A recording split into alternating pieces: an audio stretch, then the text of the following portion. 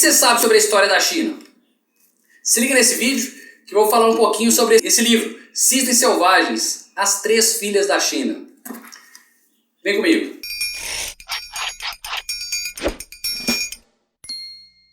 Continuando na pegada da história asiática, resolvi pegar um livro daquele unboxing. Há muito tempo atrás eu fiz um unboxing de livros. Não sei se vocês lembram. Eu peguei vários livros e tentei descobrir quem que tinha me dado qual livro. Esse livro aqui foi escolhido pela minha esposa e eu, de fato, gostei muito desse livro. Conta um pouquinho sobre a história chinesa. É um livro que fala sobre a história chinesa usando como personagem principal a família da autora. A autora chama Yung Chang. Ela é uma chinesa, só que fez um intercâmbio para a Inglaterra e acabou ficando na Inglaterra, certo? O interessante é que ela, através da história da avó dela, da mãe dela e a história dela, ela consegue pegar uma amostragem boa da história da China nesse período. Como eu falei nos últimos dois vídeos, depois de 1912 caiu o Império Chinês e teve uma desorganização geral, principalmente porque a China estava sendo comandada por caudilhos, por generais, né? Grupos guerrilheiros, eles tinham esses generais ou coronéis, né? Que acabavam comandando. Se você tinha um grupo armado, você comandava a situação. A avó dela foi a concubina de um desses generais, de um desses coronéis. Para quem quiser saber um pouquinho mais sobre a história das concubinas, tem um filme do Zhang Yimou também, que chama Lanternas Vermelhas. Esse filme é simplesmente brilhante. A coisa mais interessante da avó dela é que a avó dela conseguiu esse casamento, né? Esse casamento que beneficiou ela, foi um casamento totalmente arranjado para beneficiar financeiramente a família dela, porque ela tinha os pés pequenos. Na China eles tinham o costume de enfaixar os pés das meninas para que elas ficassem pequenas, era um sinal de beleza. E os pés cresciam totalmente deformados. Eu vou colocar uma foto aqui para vocês verem. Olha, é horrível, um pé que cresce totalmente horrível. A foto vai falar mais do que 1000 palavras.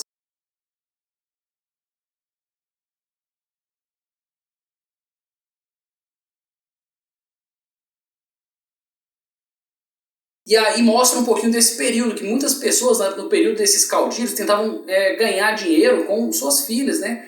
Fazendo casamentos que seriam vantajosos para as filhas. E era uma prática comum na China. E aí, obviamente, esse período acaba, né? A avó dela consegue, depois que consegue escapar desse general, e acaba mudando de cidade, vai para a cidade da Manchúria, onde ela conhece o marido dela. Depois que ela se separou desse general, ela conseguiu um outro marido e ficou muito tempo bem. Era um médico, inclusive, um médico renomado. Ela casa com esse médico e fica bem. Só que o que acontece? Esse período era um período de instabilidade, como eu falei para vocês. Lembra que eu comentei que o Japão invade a Manchúria em 1931? Então, esse período da invasão japonesa na Manchúria, os cidadãos chineses sendo considerados cidadãos de segunda classe pelos cidadãos japoneses, isso é muito bem retratado no livro também. Obviamente a China vai evoluindo, né? Ela conta o período da Segunda Guerra Mundial e ela conta a história da tomada dos comunistas do poder, certo? Tinha a facção do Chiang Kai-shek e tinha a facção dos comunistas. E ela conta, através da história da mãe dela e a história do pai dela, a chegada do comunismo ao poder. Hoje é muito fácil você me criticar lá, não, e os gulags, e Holodomor, e o massacre ucraniano, as atrocidades que aconteceram nos regimes comunistas de agora, né? Até na China hoje você tem campo de concentração de muçulmano, sim, tem coisa horrível que é feita lá. Então hoje, com acesso à informação que a gente tem, é muito fácil a gente criticar o comunismo. Na época, lá na década de 60, era muito difícil. O comunismo, de fato, parecia ser uma nova esperança. E é isso que ela descreve muito bem nesse livro. O pai dela era um comunista e era um comunista idealista. Ele acreditava em só coisa boa. Você vê que o pai dela é uma pessoa excelente. O pai dela é um cara brilhante. E ele acreditava nos ideais comunistas. E ele sofre muito à medida que ele vê esses ideais comunistas sendo perdidos, né, ao longo do governo. É muito interessante esse retrato, né, esse retrato da China que a Yung Chang consegue fazer através da família dela. Ela fala do período de revolução cultural, aquele período que o Mao Tse-tung ordenou queimagem de livros, né?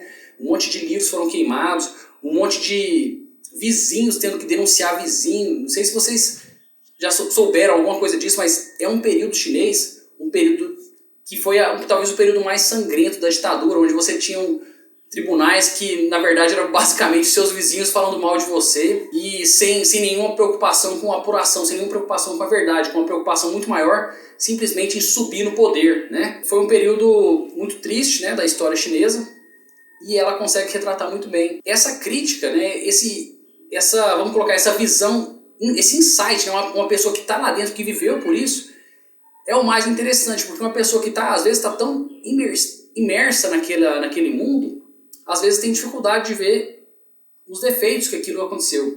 Como ela era uma chinesa que foi para a Inglaterra, ela conseguiu ver muitos costumes que tinham, muitas coisas que aconteceram com outros olhos, né? Conseguiu colocar uma nova luz nos acontecimentos da vida dela. Então esse livro, As Três Filhas da China, né? Os Cisnes Selvagens, As Três Filhas da China, da Yung Chang, é um livro brilhante.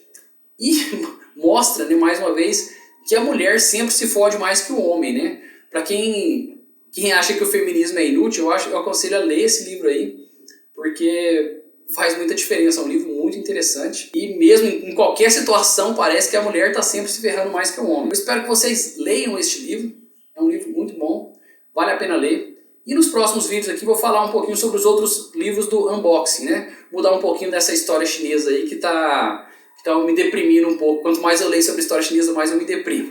Tá triste? Fica triste não. Um abraço a todos, tudo de bom e até mais.